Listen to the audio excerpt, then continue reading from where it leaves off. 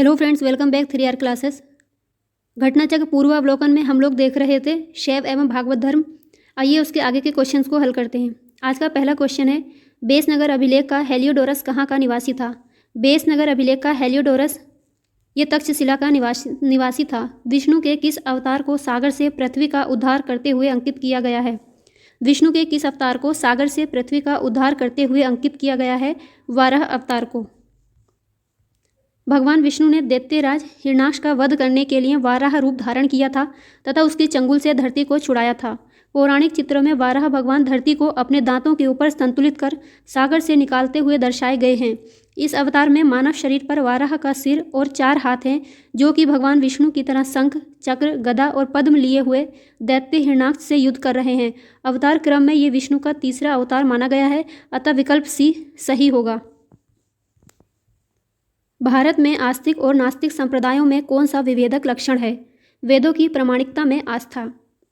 राममूर्ति पाठक भारतीय दर्शन की समीक्षात्मक रूपरेखा के अनुसार आस्तिक और नास्तिक संप्रदाय के वर्गीकरण का आधार कभी वेद प्रमाण्य में विश्वास रहा है तो कभी ईश्वर की सत्ता में विश्वास। परलोक की मान्यता भी इस वर्गीकरण का आधार रही है, किंतु वेद प्रमाण्य में विश्वास ही इस वर्गीकरण का सर्वसम्मत आधार बना।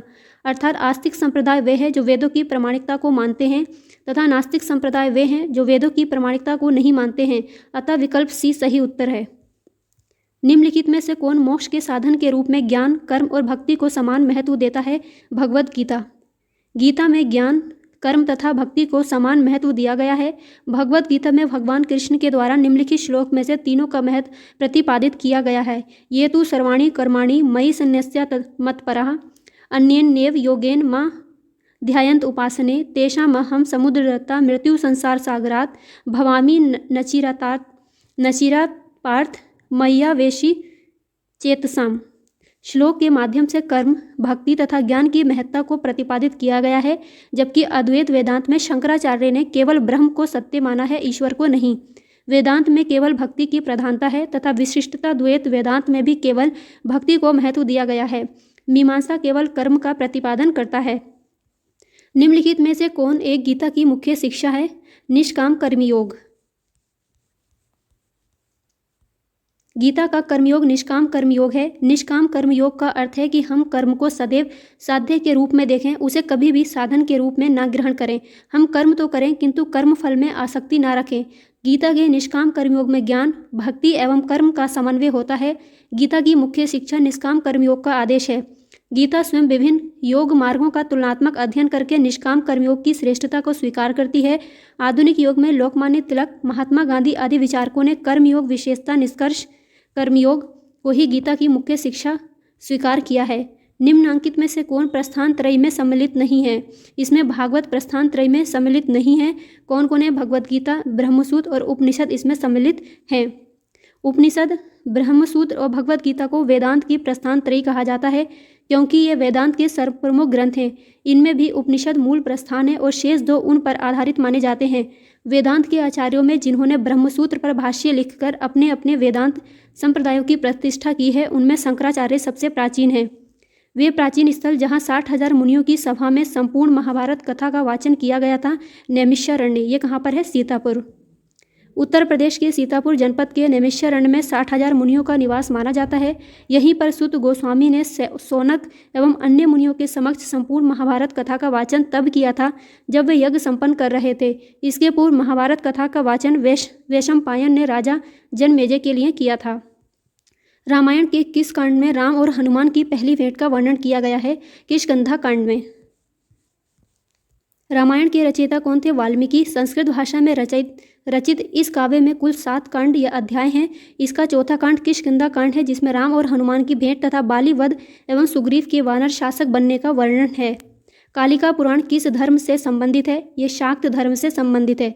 कालिका पुराण शाक्त धर्म से संबंधित है। कालिका पुराण को कली पुराण भी कहा जाता था। ये हिंदू धर्म की शाक्तवाद परंपरा में 18 पुराणों में से एक है। पुरी में रथ यात्रा किसके सम्मान में निकाली जाती है? भगवान जगन्नाथ के। प्रति आषाढ़ माह के शुक्ल पक्ष में उड़ीसा के पुरी में भगवान जगन्नाथ यानी कृष्ण, बलराम और सुभद्रा के सम्मान में रथ यात्रा निकाली जाती है। इन तीनों को याद रखिएगा, ये पूछा जाता है। नासिक में कुंभ मेला निम्नलिखित में से किस नदी के तट पर लगता है? गोदावरी के तट पर।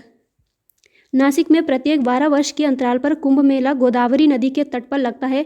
कुंभ मेला नासिक के अतिरिक्त हरिद्वार में गंगा तट पर, प्रयाग में गंगा और यमुना एवं विलुप्त सरस्वती के संगम स्थल पर तथा उज्जैन में शिप्रा नदी के तट पर लगता है। इन चारों को नोट करिएगा, ये 4 जगह पर लगता है।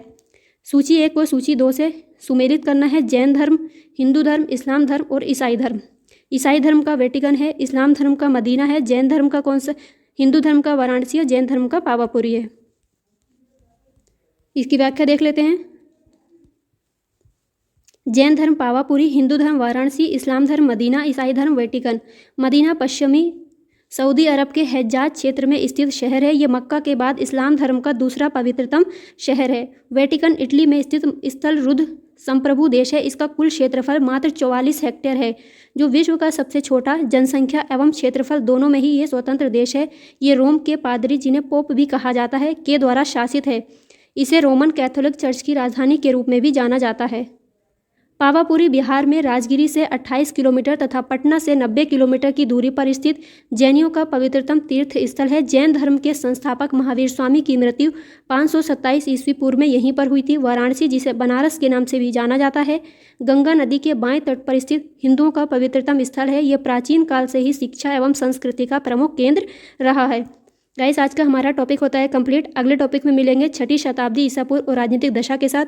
तब तक के लिए अपना ख्याल रखिए, पढ़ते रहिए, कामयाबी ज़रूर मिलेगी। बाय।